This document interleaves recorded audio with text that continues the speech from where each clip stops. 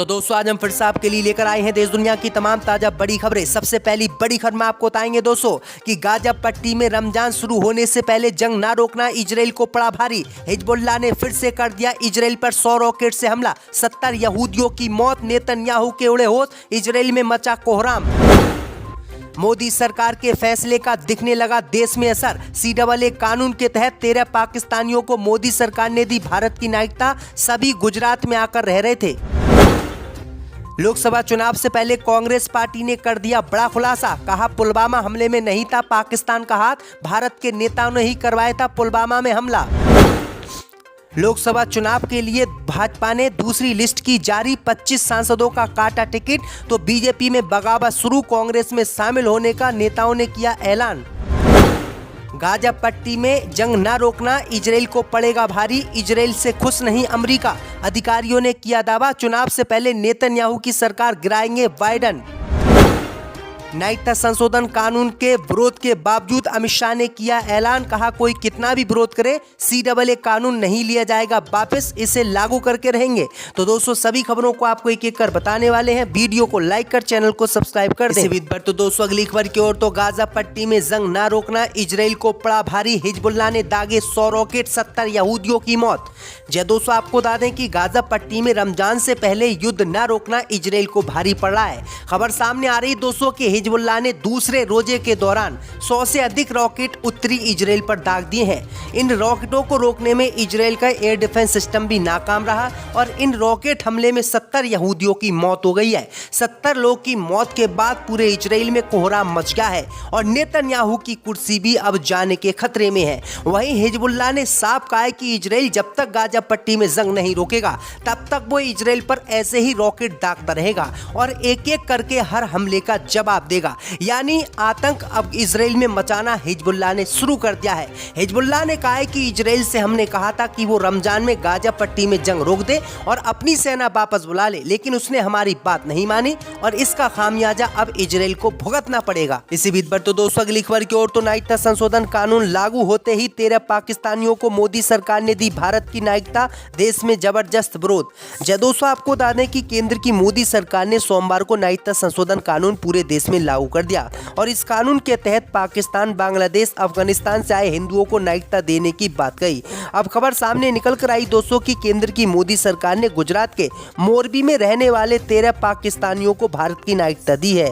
ये वो लोग हैं जो कई साल पहले पाकिस्तान से भारत आकर रहने लगे थे और इनको नागरिकता संशोधन कानून की ही आस थी। मोदी सरकार ने नागरिकता संशोधन कानून जैसे ही लागू किया उसके बाद सबसे पहले नागरिकता संशोधन कानून के तहत इन 13 पाकिस्तानी हिंदुओं को नागरिकता मिली है, जिसका अब पूरे देश में विरोध शुरू हो गया है। इसी बीच पर तो दोस्तों अगली खबर की ओर। तो लोकसभा चुनाव के लिए भाजपा ने दूसरी लिस्ट की जारी। 25 सांसदों का काटा टिकट, भाजपा में बगावत हो सकती है शुरू।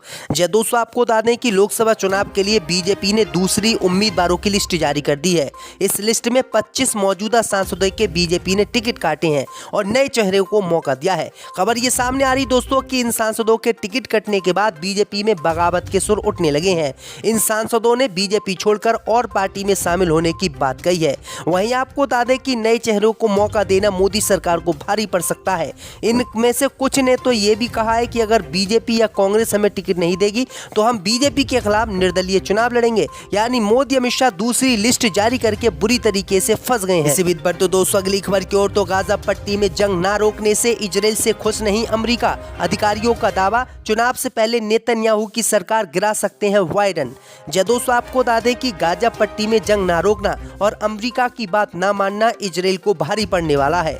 इजराइल के प्रधानमंत्री नेतन्याहू से अमेरिका के राष्ट्रपति जो बाइडेन खुश नहीं है और वो जल्द ही गाजा पट्टी में जंग के बीच इजराइल की सरकार गिराने वाले हैं। खबर सामने आ रही दोस्तों कि अमेरिका नेतन्याहू की सरकार को हटाने की इजराइल में तैयारी कर रहे हैं। ये दावा किसी और ने नहीं बल्कि इजराइल के एक वरिष्ठ अधिकारी ने किया है। अधिकारी ने मंगलवार को बताया है कि अमेरिकी सरकार इजराइल हमास युद्ध के बीच नेतन्याहू सरकार को हटाने की तैयारी इजराइल में कर रही है।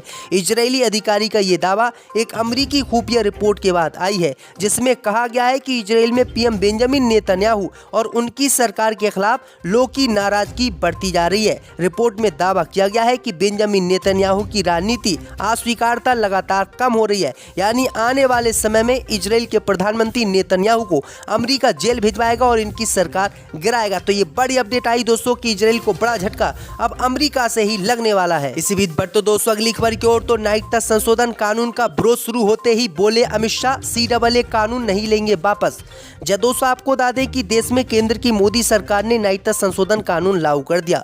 नागरिकता संशोधन कानून लागू होने के बाद कई प्रदेशों ने इसे अपने प्रदेश में लागू करने से इनकार किया और इसका विरोध भी कर दिया। लेकिन अब खबर सामने निकल कर आई दोस्तों कि लागू न करने वाले प्रदेशों को गृह मंत्री अमित शाह ने स्पष्ट संदेश दिया है।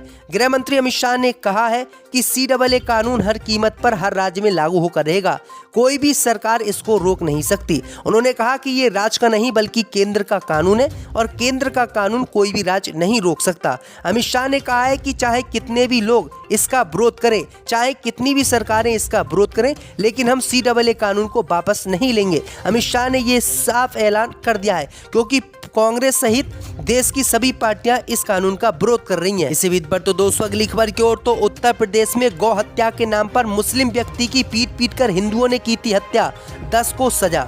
दोस्तों आपको बता दें कि गौ हत्या की मनगढ़ंत अफवाहों पर उत्तर प्रदेश के हापुड़ के एक गांव में हिंदुओं की भीड़ द्वारा मुस्लिम बकरी व्यापारी कासिम की पीट कर हत्या किए जाने के लगभग 6 साल बाद एक स्थानीय अदालत ने 10 लोगों को इस जघन्य अपराध के लिए दोषी ठहराया है और उन्हें आजीवन कारावास की सजा सुनाई है। 2015 के कुख्यात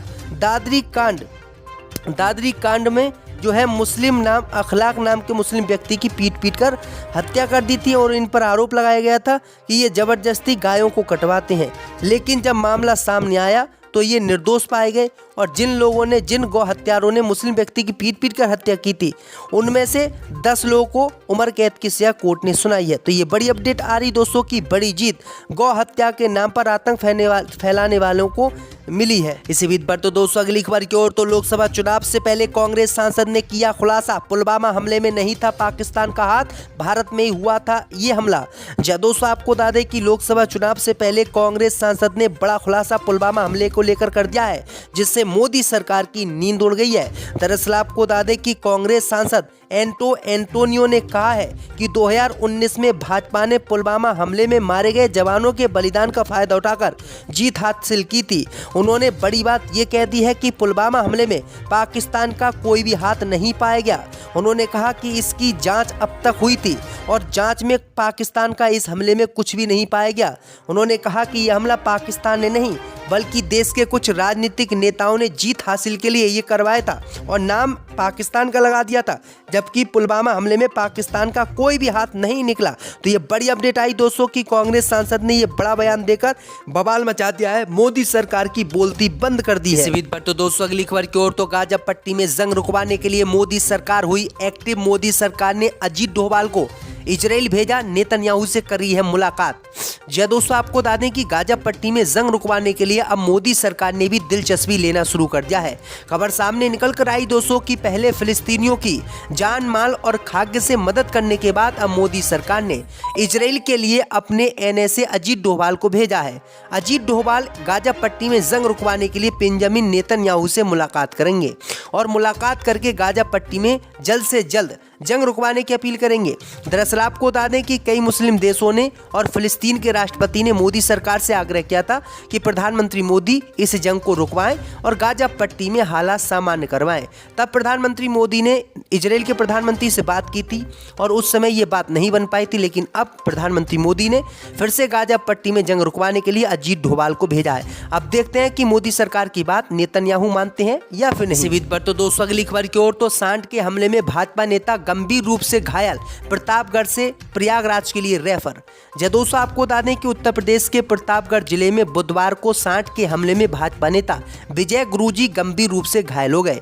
उन्हें इलाज के लिए सामुदायिक स्वास्थ्य केंद्र लालगंज लाया गया है। यहाँ चिकित्सकों ने प्राथमिक उपचार के बाद उन्हें प्रयागराज के लिए रेफर कर दिया है। प्रयागराज स्थित नर्सिंग होम वत्सल्य में उनका इलाज चल रहा है। प्राप्त जानकारी के मुताबिक भाजपा नेता गुरुजी ढिंगवस स्थित अपने घर से कुछ दूर निकले ही थे कि अचानक एक सांड ने उन पर हमला बोल दिया। सांड के हमले से वह बुरी तरीके से घायल हो गए। आसपास के लोगों ने किसी तरह से उन्हें सांड से बचाया और प्राथमिक उपचार के लिए सामुदायिक स्वास्थ्य केंद्र लालगंज भेजा, लेकिन यहाँ पर सुविधाएं कम थी, जिसके कारण उनको इलाहाबाद के लिए रेफर कर दिया गया। तो ये बड़ी अपडेट आई दोस्तों कि बीजेपी के शासनकाल में आवारा पशु योगी आदित्यनाथ ने छुड़वा रखे हैं और यही आवारा पशु बीजेपी नेताओं की जान ले रहे हैं। इसी बीच पर तो दोस्तों अगली खबर की ओर, तो बीजेपी आरएलडी गठबंधन के बाद जयंत के सामने खड़ी हुई नई चुनौती, रूठे अपनों को मनाने में जुटे आरएलडी चीफ। दोस्तों आपको बता दें कि समाजवादी पार्टी से गठबंधन तोड़कर भाजपा के साथ गए बीजेपी के साथ जाने वाले जयंत चौधरी की मुश्किलें बढ़ गई हैं। दरअसल आपको बता दें कि बीजेपी से गठबंधन करने के बाद जो आरएलडी के बड़े नेता थे वो जयंत चौधरी से नाराज हैं और वो इनके फैसले का जबरदस्त विरोध कर रहे हैं। वहीं आपको बता दें कि अब खबर सामने निकल कर आई दोस्तों की लोकसभा चुनाव में बीजेपी से गठबंधन करने के बाद हार का डर देखकर, अपने नेताओं के बयानों को देखकर जयंत चौधरी को नींद नहीं आ रही है और अब उन्होंने रूठे हुए अपने नेताओं को मनाने की कवायद शुरू कर दी है।